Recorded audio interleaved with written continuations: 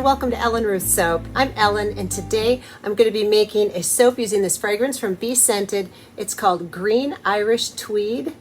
Oh, this smells good. Let me read the scent description to you. It is a dupe from Creed, which I'm not familiar with that, but this fragrance smells great and it got good reviews. So the scent description says it's an amazingly manly and clean scent. Top notes of lemon, verbena, middle notes of iris, violet leaf, and base notes of mysore, sandalwood, and ambergris. Some of those I'm not familiar with, but the combination smells fine in the bottle. The reviews were great, and I can't wait to make this soap. It's going to be an aloe vera soap because, you know, green, I just thought it went with it. And let me show you the colors. It doesn't cause discoloration, or so the reviews say. So that'll be perfect. I am going to be doing a combination of pine mica from BeScented, just because it's a great green color with just a touch of shimmer. And then along with that, I'm going to do a swirl of baby grasshopper green from Wholesale Supplies Plus. I thought those two together swirled in the body would be really pretty and represent the sort of Irish green. I love that. I did one of those ancestry tests and found out that I have quite a bit of the British Isles, Wales, Ireland, Scotland in the background way back, but that was fun to find out. So I'm excited to make this soap today with some green colors and get a little Irish going on. So let me get everything pulled together and let's come back and make some Irish Tweed soap. All right, we're back with all the oils and the fragrance is already in here. It got great reviews that it didn't cause acceleration or anything, so I'm taking a chance and put it in there. Time for the additives. Here is my kaolin clay, my colloidal oats. I love to add these to soap. I just think it makes the lather and the bar have a wonderful feel to them. I love how it feels in the lather. So that is why I do it. So this is a 2 tablespoon scoop. So I do 2 tablespoons of each dry ingredient in the oils here, and I mix it up. And then my lye solution is an aloe vera lye solution today. You know, the green, the aloe, just kind of went together. So let me get this blended up. But first, let me tell you what I am going to be doing with the colors. After I get this all blended in here, I have my colors pre-dispersed in a little distilled water off to the side, my 2 greens and an empty one.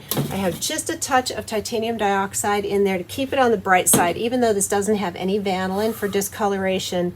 And what I'd like to do is split the batter in 3 equal portions and then pour back in here, kind of a Clyde Slide, if you will. I just want more of a masculine look. I don't want swirls. I want more stripy patterns.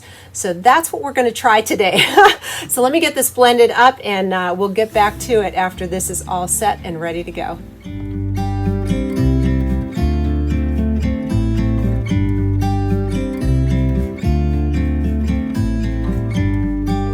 Back. Here's my aloe vera lye solution, and I figured I'd show you. I get asked a lot, what temperature do I soap at? So I always make sure to stir up the liquid really good so there isn't any like hot spot or cool spot. And then we point and shoot. So we're at 80 degrees on there. And then we'll stir the lye pot here. I did ice bath this after I made it, just to cool it off because I'm working at 72. So I'm good with both of those temperatures. Yeah, I usually soap around 70 to 80 degrees is normally where I'm at in the soap studio down here is a little bit cool. So I usually end up averaging around 80 degrees to 70, around there. And I'm doing Fahrenheit. I'm here in the US, so it's Fahrenheit, not Celsius, just in case you were wondering. So this is my aloe vera juice solution. This is 50% aloe vera juice, 50% distilled water. Aloe juice is different than aloe gel. If I was doing gel, I would put it in the oils as an additive. It's more thick and viscous, so it doesn't behave like water. Aloe juice behaves like water. It doesn't scorch. It's very easy to mix your sodium hydroxide with. You'd put a tablespoon of cane sugar in the water and dissolved it, and then put my silk fibers in, then do my sodium hydroxide, and the heating up melts the silk fibers in here, and then I put sodium lactate in after it was all mixed together and started cooling, and I add sodium lactate at a rate of 1 teaspoon per pound of oils. So that's what's in the magic pot. Let's get this blended up, and I'll blend cautiously because I have to blend in the colors and then pour back in here, so I want a little time. But the reviews said that this was a nice slow mover. I'm really hoping that's true today. Let's find out. There's only one way to find out, and that's I've got to quit talking and get to it. I tell you what though, it smells really good. It's bright and masculine, and I love it. Definitely grabbing a bar of this for myself.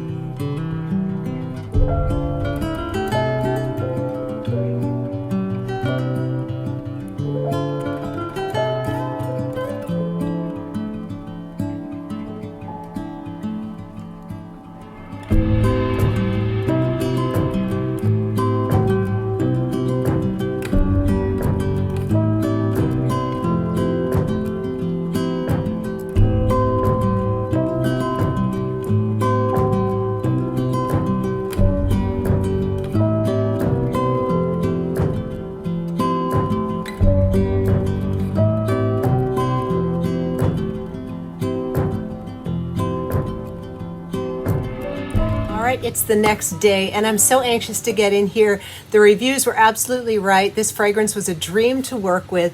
Smells fantastic. I'm just so excited to get in here and cut this. Now, when I got to the end of the pour, it looked a little muddied up, but I think it's still gonna be really pretty. So there's only one way to find out, and that's to get in here. So let's get to it.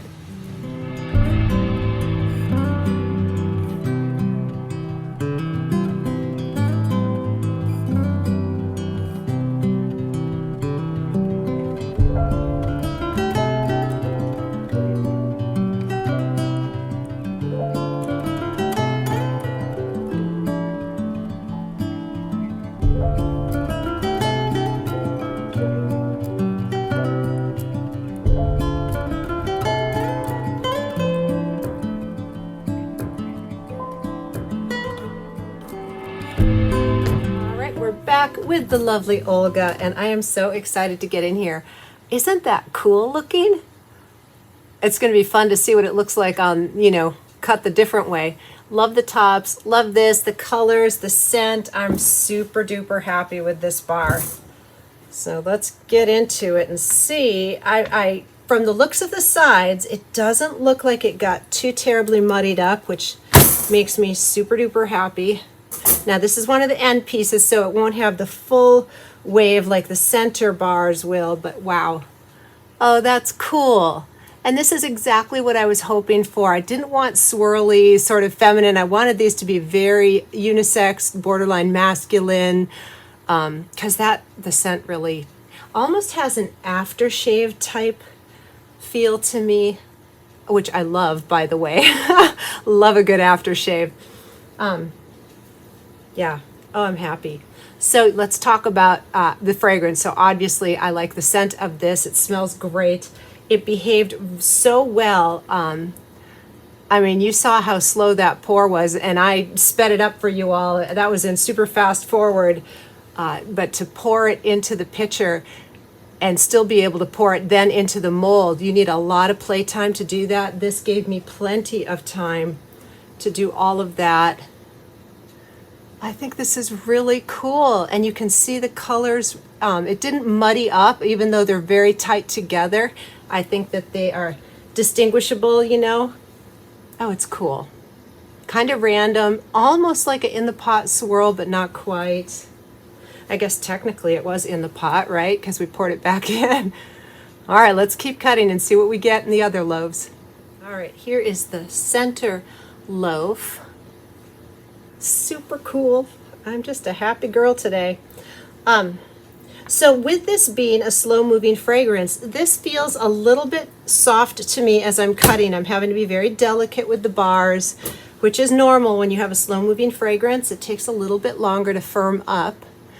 So I probably am going to let these sit down here in my studio for another 24 hours before I come in and bevel and stamp, because my stamping is pretty aggressive and I don't want to, you know, damage the bars in any way. So I'm just going to proceed with caution. It's wavy. It kind of looks wavy. That's cool though. That's really cool. So yeah, I will definitely be waiting and stamping these tomorrow. This was a fun one to make. You know, there's only so many different ways you can pour a soap, and sometimes I get in a rut. You all know I love my hanger swirls. I mean, that is just my go-to, but I try to remember to mix it up sometimes, and I'm always happy when I do. These were so fun. All right, last but not least,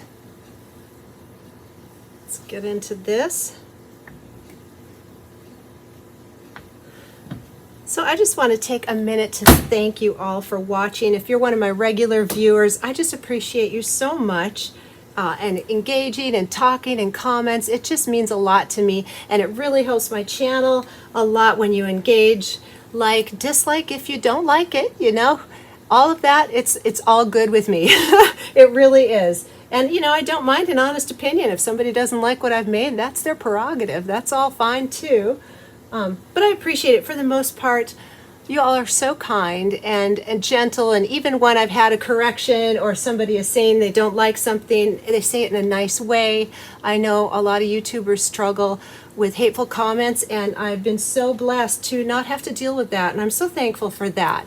If you haven't hit that subscribe button yet, please do hit that subscribe button so you don't miss anything going on in the studio. I've got a lot of fun things coming up this year, and kicking the year off with a good start. I am loving these bars, and these will be cured and ready in time for St. Patty's Day.